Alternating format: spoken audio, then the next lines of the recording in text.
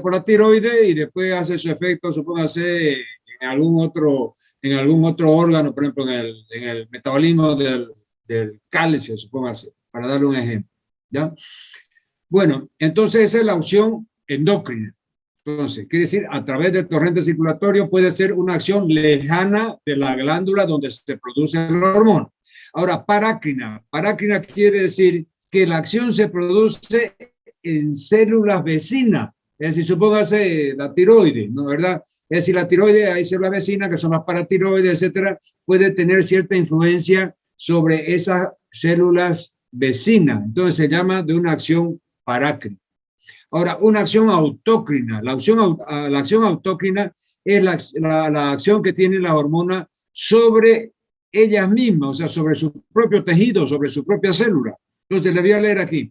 La acción endocrina, le dice, existen distintas formas en que actúan las hormonas y estas son acción endocrina. La hormona es sintetizada en un órgano o glándula y es vertida al torrente sanguíneo para luego unirse a receptores específicos lejos de la glándula. 2. Acción parácrina. La hormona actúa desde las células endocrinas a receptores específicos en células vecinas. 3. Acción autócrina. La hormona ejerce su acción sobre la misma glándula, con los mismos tejidos de la misma glándula. Esa es acción autócrina. Entonces aquí vamos a ver una por una, pero ahí está el diagrama, porque la primera hormona que vamos a ver son de la glándula de la adenohipófisis, ¿no? Vamos a ver, funciones que controlan las hormonas. Las funciones que controlan las hormonas. Entre las funciones que controlan las hormonas se incluyen las actividades de órganos complejos. Primero, crecimiento y desarrollo. 2, reproducción. 3, las características sexuales. 4, el uso y almacenamiento de energía. 5, los niveles en la sangre de líquidos, sal y azúcar. Entonces, fíjense, esas 5 son 5 funciones que controlan las hormonas en el organismo. Crecimiento y desarrollo, reproducción, características sexuales, almacenamiento de energía y líquidos, sal y azúcar. Control. Aquí tenemos producción de factores de liberación por el hipotálamo. Ustedes van a ver de que en el sistema hormonal hay como una pirámide en el cual tenemos en la parte superior de la pirámide está el hipotálamo. En la parte media de esa pirámide están las glándulas efectoras, que ya vamos a ver. La adenohipófisis, por ejemplo, tiene las hormonas, la adenohipófisis va a producir 6 hormonas que ya vamos a ver. Somatotrofina, tirotrofina, ACTH, las hormonas folículo estimulantes, luteinizantes, etc. Entonces, es decir, la glándula que produce la hormona está en el espacio medio de esa pirámide. Y en el espacio inferior, podríamos decir, si hacemos una pirámide, vamos a ver que en la base de esta pirámide están los órganos efectores, por ejemplo, el testículo, el ovario, la mama, los huesos, etcétera, donde van a actuar en definitiva esas hormonas. En la parte media de esa pirámide van a estar las glándulas que producen esas hormonas. Y en la parte superior, en el ápice de la pirámide, va a estar el hipotálamo produciendo estos factores de liberación. El hipotálamo produce factores de liberación y factores de inhibición. O sea, cuando viene la estimulación para que se produzca una determinada glándula por la adenohipófisis, es decir, tiene que haber una estimulación de ese hipotálamo para que libere los factores de liberación, valga la redundancia. Entonces ahí liberan los factores de liberación, esos factores de liberación van a la adenohipófisis, estimula la adenohipófisis para que produzca cierto tipo de hormonas y esas hormonas van circulando por sangre y van a producir su acción fisiológica sobre esos órganos diana que se llama, que puede ser ovario, que puede ser testículo, que puede ser tiroides, que puede ser cualquier otra de las glándulas, el hueso, por ejemplo, para el crecimiento. Entonces, el hipotálamo segrega hormonas que inducen a las glándulas endocrinas a segregar hormonas. Son los factores de liberación. Sigamos, el hipotálamo segrega hormonas liberadoras de tirotrofina, corticotrofina, hormonas del crecimiento, folículo estimulante, luteinizante y por último, inhibidora de la producción de prolactina. Entonces, fíjense que el hipotálamo en realidad, el 90% de sus factores de liberación son estimulantes, o sea, estimulan la liberación de la hormona específica. Y tiene uno o dos factores de inhibición, entre ellos está el factor de inhibición de la prolactina, que es el que comanda la producción de leche. Eso lo vamos a ir viendo después, punto por punto. Además de las hormonas liberadoras, el hipotálamo también produce la hormona oxitocina y antidiurética. Claro, fíjense que ustedes saben que la glándula, la glándula, es decir, la hipófisis, tiene dos partes. La adenohipófisis, que es la anterior, y la neurohipófisis, que es posterior. Entonces, el nódulo anterior, que es la adenohipófisis, va a producir ACTH, o sea, adenocorticotrofina, va a producir tirotrofina, va a producir somatostatina, va a producir hormonas estimulantes de la folículo estimulante, o sea, la hormona luteinizante y folículo estimulante, y va a producir la prolactina. Entonces, esas 6 hormonas de la adenohipófisis, es decir, van a estar estimuladas por los factores de liberación del hipotálamo. Pero en la neurohipófisis hay 2 hormonas, la oxitocina y la vasopresina. Entonces, esas 2 hormonas se producen en el hipotálamo y después vienen y se almacenan en la hipófisis, en la neurohipófisis, y ahí después van a entrar en circulación. Por eso que aquí dice, además de la hormona liberadora, el hipotálamo también produce la hormona oxitocina y antidiurética en los núcleos paraventriculares y supraópticos. Estas hormonas descienden por los axones a través del tallo hipotalámico hacia la hipófisis posterior o neurohipófisis, donde son liberados hacia el torrente sanguíneo.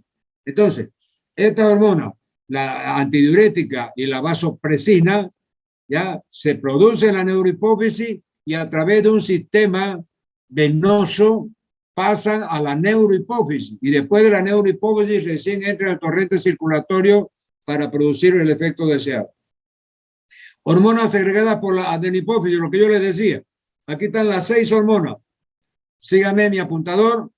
Fíjense entonces, la adenohipófisis, que es la parte anterior de la hipófisis, segrega, primero, hormona del crecimiento, somatotrofina. Segundo, adenocorticotrofina, estimulante de la corteza suprarrenal.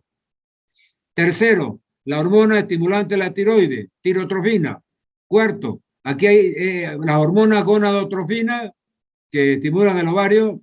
Fíjense, son de 2 tipos, la folículo estimulante y la luteinizante. Y después la prolactina. Entonces, 1, 2, 3, 4, 5, aquí hay 2, la folículo estimulante y luteinizante son las 6 hormonas que produce la adenohipófisis, estas que están en color medio rosadito. Ahora, la neurohipófisis solamente produce estas 2, que están en color celeste, la hormona antidiurética y la oxitocina. Muy bien, entonces sigamos.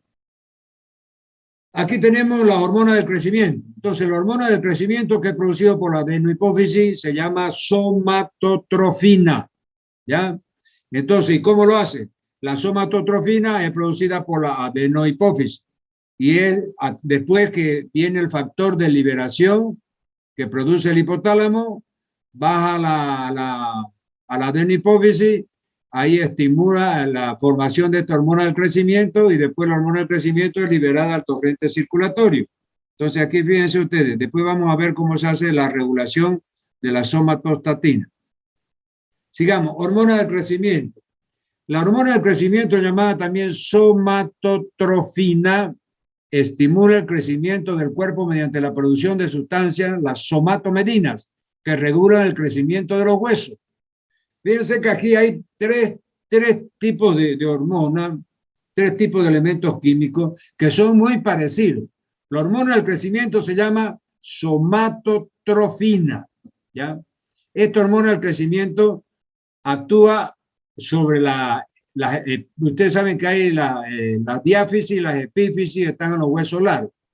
Y están las metáfisis, entre la diáfisis y la epífisis hay una zona que se llama cartílago del crecimiento o metáfisis.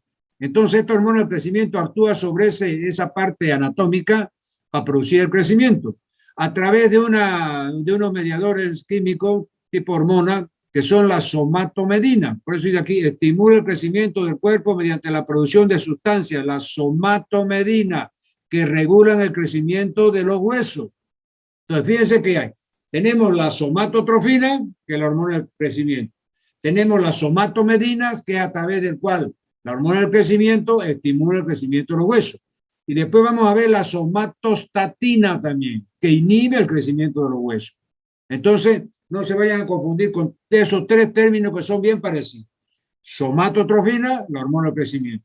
Somatomedina, que a través del cual se estimula el crecimiento de los huesos, la somatomedina. Y la somatostatina van a ver después que inhibe el crecimiento de los huesos. Muy bien, los niveles plasmáticos de estas hormonas son dependientes de la edad. La escasez de hormonas del crecimiento, que es la somatostatina, se abrevia GH, las dos mayúsculas GH, produce enanismo hipofisario, mientras que un exceso el gigantismo. Entonces, lógicamente, si estas hormonas del crecimiento se producen en demasiada cantidad, hay los problemas de gigantismo, o sea, la persona crece más de 2 metros para arriba. Y si hay problemas en la secreción de esta hormona del crecimiento, se produce el enanismo, que son esas personas que tienen menos de 1,50, menos de 1,40 de estatura. ¿No? Entonces, la secreción de somatotrofina, que es la hormona del crecimiento, está regulada por dos hormonas hipotalámicas, una que facilita su liberación, la hormona liberadora de la hormona del crecimiento, y otra que inhibe, que es la hormona inhibidora del crecimiento o somatostatina. Entonces, fíjense que la hormona del crecimiento está regulada por otros dos tipos de hormonas. Cuando hay que hacer crecer el hueso, lo hace a través de la somatomedina. Cuando va a hacer que se pare el crecimiento del hueso, lo hace a través de la somatostatina. Ya, muy bien. Sigamos, adenocorticotrofina. Esta adenocorticotrofina es la hormona producida por la corteza suprarrenal. Es decir, es la hormona producida por la adenohipófisis, pero que estimula la corteza suprarrenal. Entonces, cuando viene el factor de liberación del hipotálamo y le da la orden a la adenohipófisis, es decir, para que produzca ACTH, se abrevia esta hormona, que es adrenocorticotrofina. Esta ACTH, su función es estimular la corteza suprarrenal para que produzca aldosterona, después cortisol, corticosterona, o sea, todos los andrógenos y estrógenos. Entonces, la liberación de esta hormona depende de los niveles de cortisol presentes en el plasma, ya que cuando este se encuentra disminuido, el hipotálamo segrega hormona liberadora de corticotrofina hacia la adenohipófisis para que se produzca hormona adrenocorticotrófica que actúa en la corteza suprarrenal, aumentando los niveles de cortisol en sangre. Entonces, fíjense que aquí en el dibujito está la explicación esa. Lo que yo le decía, fíjense que en la parte más superior de la pirámide está el hipotálamo. En la parte media, aquí, está, fíjense, la hormona pituitaria o hipófisis. Y acá abajo, en los órganos diana, está el respectivo órgano donde se produce ya el efecto fisiológico de esa hormona.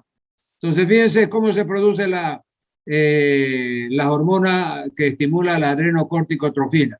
Entonces, el hipotálamo libera el factor de liberación, el hipotálamo. Va a la adenohipófisis, este factor de liberación estimula la adenohipófisis y la adenohipófisis produce esta hormona ACTH que se llama adenocorticotrofina. Esta ACTH va por sangre y estimula la corteza suprarrenal para que produzca, es decir, las hormonas, por ejemplo, las hormonas sexuales masculinas, por ejemplo, son los andrógenos y los estrógenos, ¿ya? Y además de eso va a estimular la producción de la hormona que hace aumentar la absorción de sodio y eliminar el potasio. Entonces, ese es el mecanismo de regulación de esta hormona llamada adenocorticotrofina. ¿Ya?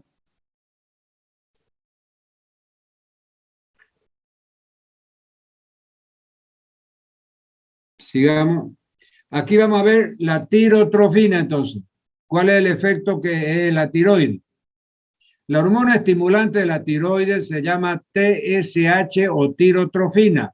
Se fija a receptores específicos localizados en la membrana de las células de la glándula tiroides para estimular la liberación de las hormonas tiroideas.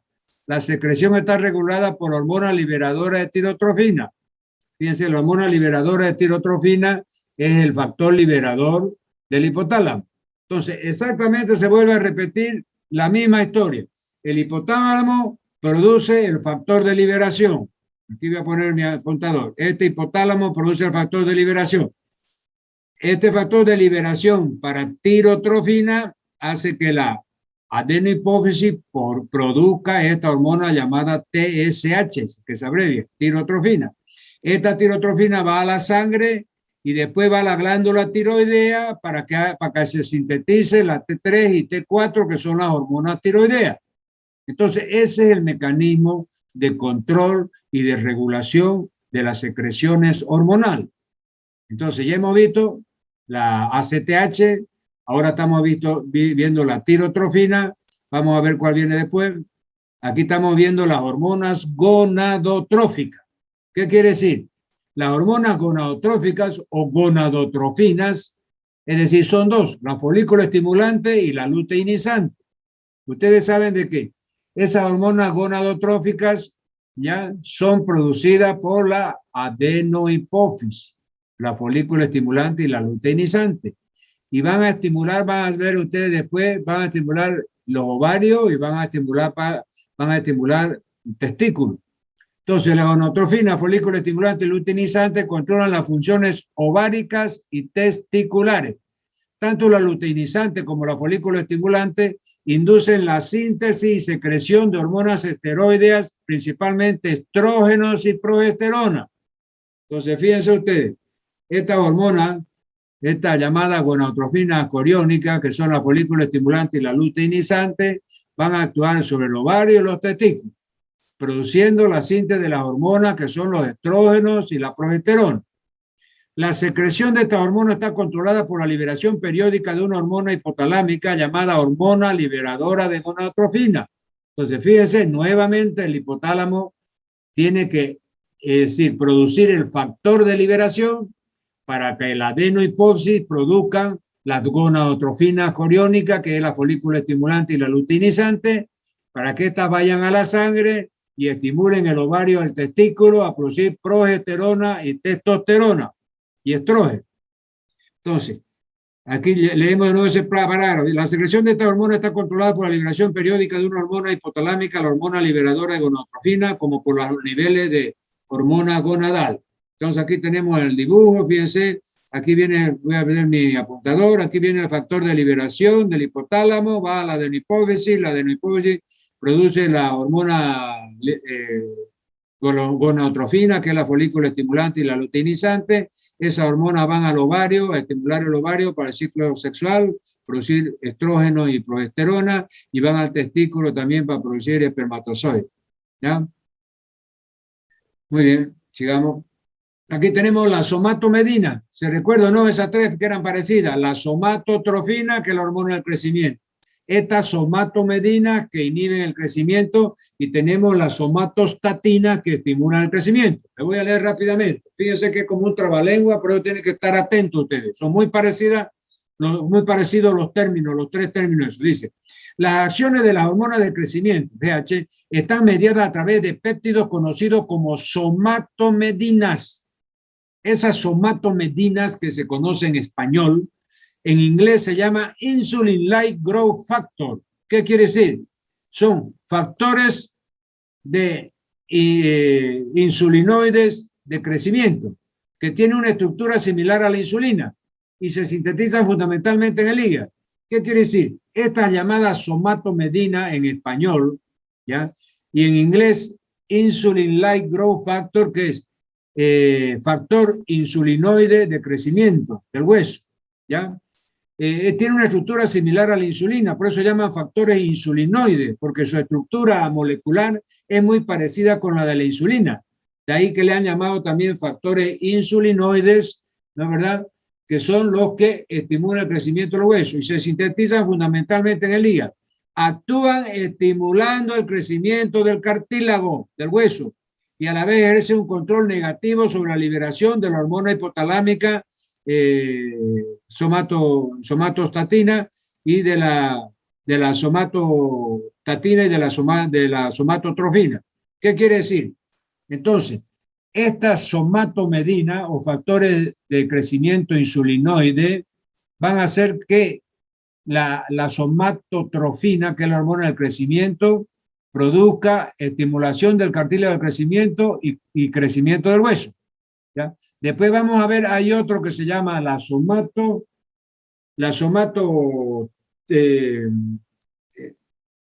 este es somatomedina, ¿no? La otra es la somatostatina. Repito, la hormona del crecimiento se llama somatomedina, es producida por la adenohipófisis. La somatomedina es un factor del crecimiento que está producido por el hígado, ¿ya? Y después vienen las somatostatina, son factores también que frenan el crecimiento del hueso. Las somatomedinas estimulaban el crecimiento del hueso y la somatostatina frena el crecimiento del hueso, que es lo que voy a decir acá abajo. Dice, las concentraciones de somatomedina son independientes de la hormona del crecimiento y además varían con la edad, siendo bajos en las etapas iniciales de la infancia, máximo en la adolescencia y descienden a partir de los 50 años. ¿Qué quiere decir? Esa somatomedina que estimula el crecimiento, fíjense ustedes que en la tercera edad ya son bajísimas la concentración porque ya la persona ya no tiene que crecer y son altos en el comienzo de la infancia, etcétera, cuando el niño está creciendo. Las somatomedinas están bajo otra influencia además de la hormona del crecimiento. Los estados de malnutrición, las enfermedades crónicas, el ayuno, la diabetes producen su disminución y por el contrario están elevadas en los niños obesos.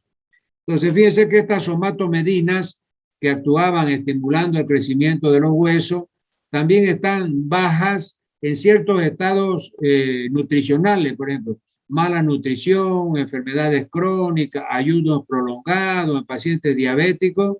Esta somatomedina, su concentración en sangre está baja, ¿ya? Y por el contrario, está alta la concentración de somatomedina en los niños obesos.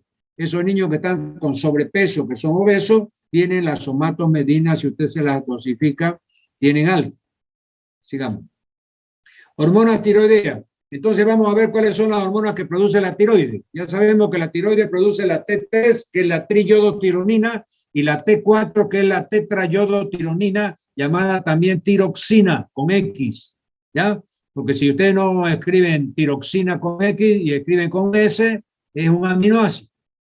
La tirosina con S es aminoácido y la tiroxina con X es la hormona tiroidea, la T4 o tetrayodotironina. Muy bien. Regulación de la secreción de la hormona tiroidea. La concentración muy alta de yodo, en especial en sangre, suprime la liberación de las hormonas tiroideas. También hay sistemas de retroalimentación negativa que corresponden al factor de liberación de tirotrofina hipotalámica y a la tirotrofina de la adenohipofisaria.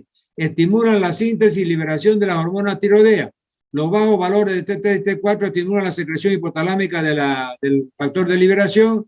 El factor de liberación estimula la secreción de la tirotrofina por la adenohipófisis y la tirotrofina estimula la actividad de las células foliculares y yodo, formación y liberación de la hormona tiroidea y el crecimiento del hueso. Y ahí se producen las T3 y T4. Fíjense que este es un parágrafo puro letra, es decir, bastante confuso y no muy claro.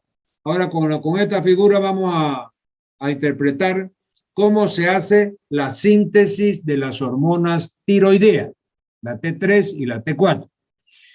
Se comienza con la famosa bomba de yoduro. ¿Qué es la bomba de yoduro? Es decir, es un sistema a través del cual, ¿ya?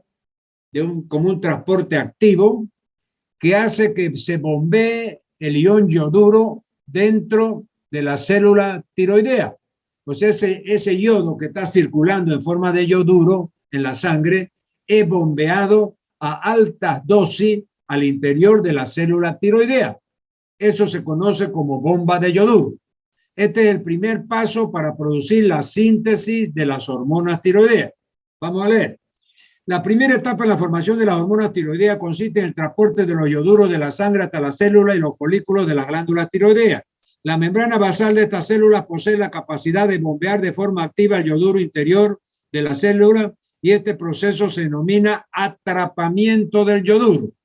Entonces, fíjense que cuando comienza a funcionar esta bomba de yoduro, y se la conoce como atrapamiento del yoduro, es como yo les decía, cuando ese yodo que está circulando en forma de yoduro, a través de un mecanismo de transporte activo, es bombeado en altas concentraciones para que alcance 30 veces la cantidad de sangre mayor que la cantidad dentro de la célula mayor que la concentración en sangre. Supóngase, si en sangre está circulando 1 gramo de yoduro, entonces esta bomba de yoduro, con el atrapamiento del yoduro, hace que hayan 30 gramos de yoduro dentro de la célula por la acción de esta bomba de yoduro. ¿Por qué? Porque el yoduro, es el ion yodo, llamado yoduro, es el insumo principal para poder fabricar las hormonas tiroideas, la T3, que es la triiodotironina, y la T4, que es la tetraiodotironina.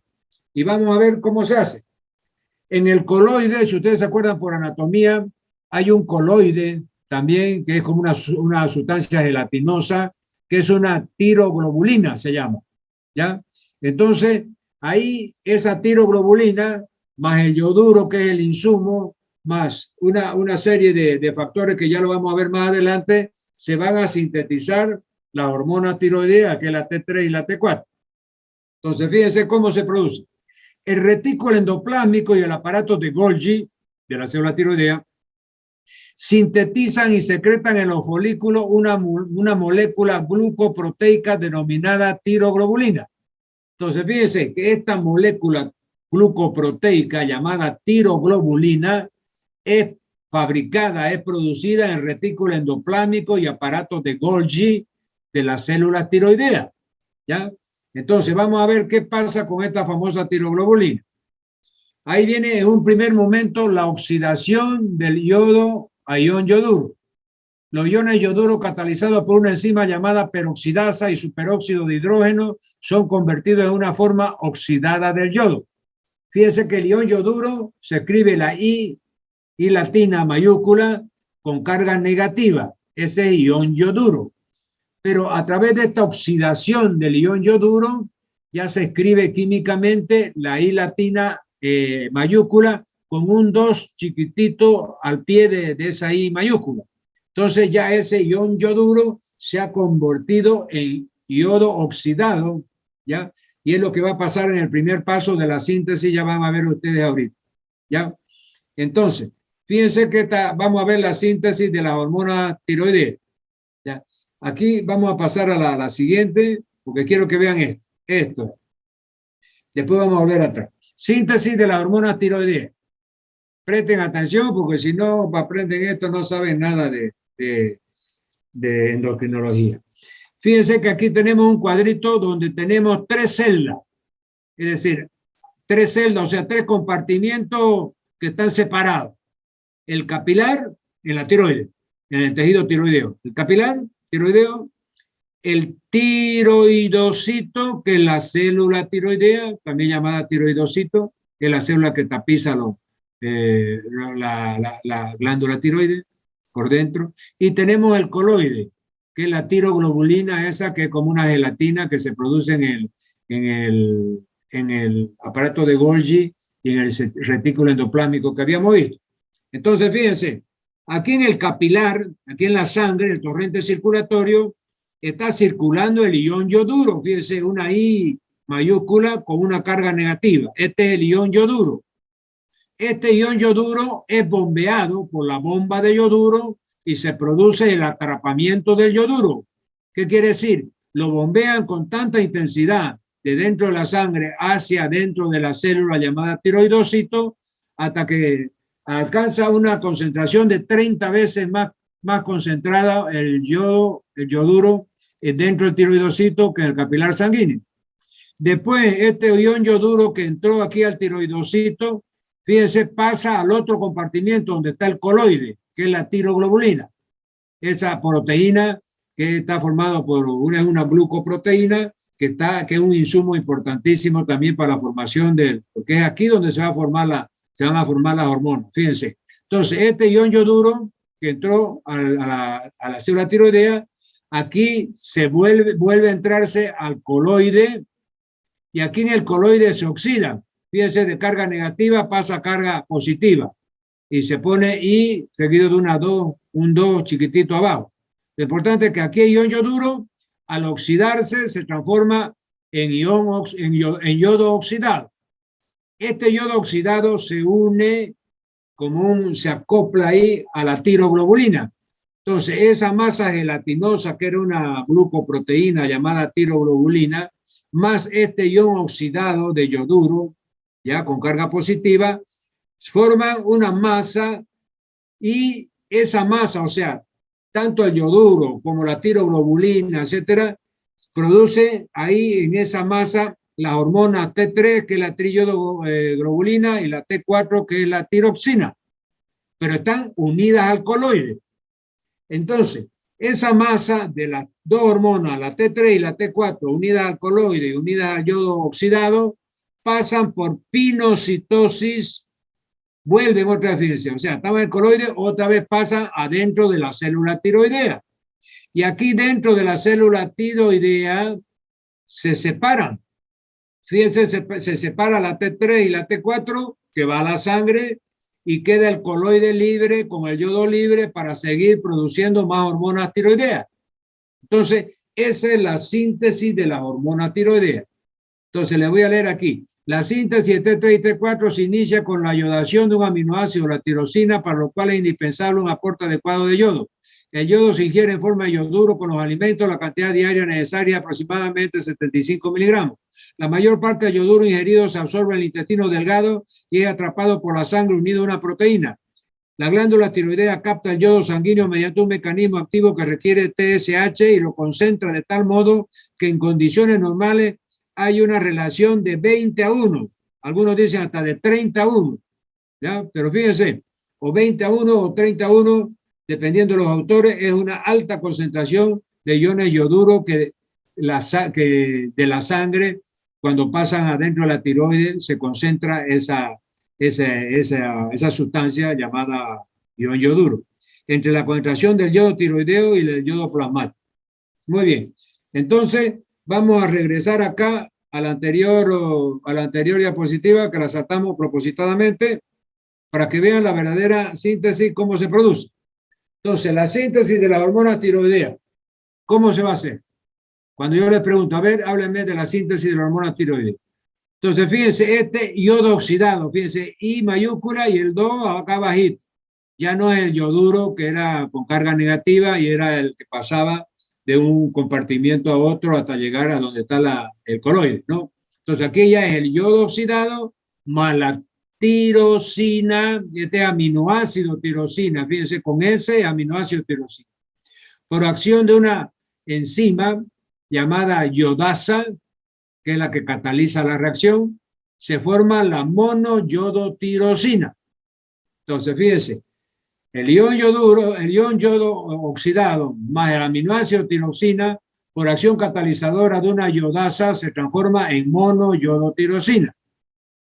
Ahora, esta monoyodotirosina, fíjense, monoyodotirosina más una diyodotirosina va a dar la triyodotironina, que es la T3, ya es la primera hormona de la tiroides. Y una diyodotirosina con otra diyodotirosina forma la tetrayodotironina, que es la T4.